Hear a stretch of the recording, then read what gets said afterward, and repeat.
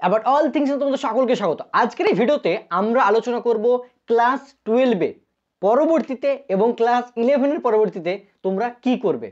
ঠিক আছে, দেখো তার থেকে বড় প্রশ্ন হচ্ছে যে কি করবে তার আগে জানতে হবে যে কি ঘটতে চলেছে, রাইট? তার মানে যারা ক্লাস 10 অলরেডি দিয়ে দিয়েছো, এবার তারা ভাবছো ক্লাস 11 ভর্তি হবো সায়েন্সে বা আর্টসের ক্ষেত্রে, তবে তাদের তো বই কিনতে হবে। তার মানে তোমাকে জানতে হবে যে সিলেবাস কি, পরীক্ষা কেমন ভাবে হতে চলেছে। ঠিক আছে, এটা হচ্ছে বড় ব্যাপার। সকলেই জানো যে কলেজে গিয়ে সেমিস্টার ওয়াইজ পরীক্ষা হয়, মানে 6 মাসে একবার পরীক্ষা। বাট ইন দিস ইয়ার, এই বছর থেকে চালু হতে চলেছে তোমাদের জন্য সেমিস্টার সিস্টেম। তো এই সেমিস্টার সিস্টেমের জন্য ভালো করে মাথায় রাখবে যে এই সেমিস্টার সিস্টেমের জন্য কি হতে চলেছে, সিলেবাস চেঞ্জ হতে চলেছে। দ্যাট মিনস আগে যেটা হতো ক্লাস 11 তোমরা বই পড়তে, সেটা এখন ওই রকম আর থাকবে না। Got it? এবং দেখো আমাদের বোর্ড থেকে 6 তারিখ অলরেডি নোটিশটা এসছে যে আমাদের West Bengal like WBCHSC, West Bengal Council of Higher Secondary Education থেকে বলেছে যে সিলেবাস তোমাদেরকে খুবই তাড়াতাড়ি প্রোভাইড করাবে। কিন্তু তার আমি একটা তোমাদেরকে আখড়া বলে দিচ্ছি যে কেমন কি হতে পারে এবং কিছু সাজেশন যেগুলো তোমরা ভুল করবেই না। অলরেডি একটা ভিডিও বানিয়েছিলাম এই ব্যাপারে এবং সেটা তোমরা অনেকে দেখেছো, পজিটিভ ফিডব্যাক পেয়েছি, তার জন্য এই ভিডিওটা তোমাদের জন্য। ঠিক আছে, দেখো বেসিক্যালি প্রথম ব্যাপার হচ্ছে যে ক্লাস 11 যে সিলেবাস চেঞ্জ নিয়ে ঘাবড়ানোর কিচ্ছু নেই, জাস্ট চিল বস, নো চাপ, বিন্দাস boss, everything will be fine, no চাপ। ঠিক আছে, ফার্স্ট অফ অল এখন কি করবে দেখো, আগের যে 11-12 যে বই ছিল সেগুলো তোমরা বই পড়তে বা বই কিনতে, পুরনো বই বাদ, মানে চলবে না। ঠিক আছে, এবার 6 মাসে একটা পরীক্ষা হবে এবং দুটো রেজাল্ট হবে, 6 মান্থ করে, এবং দুটো রেজাল্টের ভ্যালু একটাই এবং সেটাকে হয়তো কম্বাইন করে একটা রেজাল্ট দেওয়া হবে 11-এর, 12-এর দুটো রেজাল্ট মিলিয়ে একটা রেজাল্ট দেওয়া হতে পারে, বা সেমিস্টার ওয়াইজ হলে 4টে থাকবে, সেটাকে দুটো কম্বাইন করা যেতে পারে। ঠিক আছে, বাট এখন কি হবে, সিলেবাস যেহেতু চেঞ্জ হবে, দ্যাট মিনস কি হয়তো নতুন কিছু আসতে পারে, মানে খুবই নতুন তো আসবে না, হয়তো কিছুটা আপগ্রেড হবে, একটু ভালো হবে।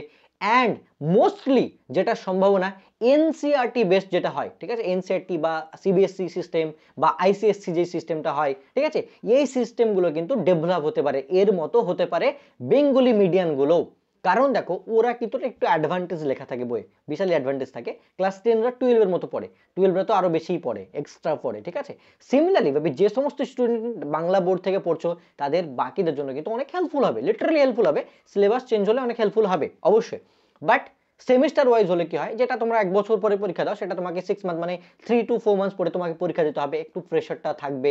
কারণ যারা নিউ সেশন স্টার্ট হচ্ছে, যারা এই বছর ক্লাস 10 এক্সাম দিলে তাদের কথা বলছি, 11-এ গিয়ে তোমাদের সিলেবাসটা চেঞ্জ হতে চলেছে।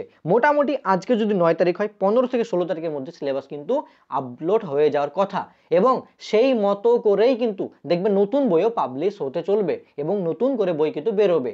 দ্যাটস বিকজ অফ এখন তোমরা বই কিনো না বা কোথাও যে ভর্তি হবে তার জন্য পড়তে শুরু করো, যেটা পুরনো বই রয়েছে সেগুলো পড়ো, কন্টেন্ট হয়তো একটু আপগ্রেড হবে বাট কন্টেন্ট সেমই থাকবে, কিন্তু বইগুলোর মডেল কিন্তু চেঞ্জ হবে, অনেক কিছু চেঞ্জ হবে। সো দ্যাটস বিকজ অফ এখন বই না কিনে এখন কি করো, জাস্ট কিছুদিন ওয়েট করো যাতে করে সিলেবাসটা নতুনভাবে প্রোভাইড করা হোক এবং নতুন কিছু যে বইগুলো তোমাদের বেরোবে সায়েন্স বা আর্টসের জন্য সেগুলো তোমরা কিনতে পারো। কিন্তু যারা সায়েন্সের স্টুডেন্ট, যারা ভাবছো যে আমাকে সায়েন্সই পড়বো, তবে পুরোনো বই থেকে পড়াশোনা চালু করো এবং এন্ট্রান্স এক্সামের জন্য যারা লাইক প্রিপেয়ার করো আফটার ক্লাস 12, তারা তো নর্মালি পড়বে।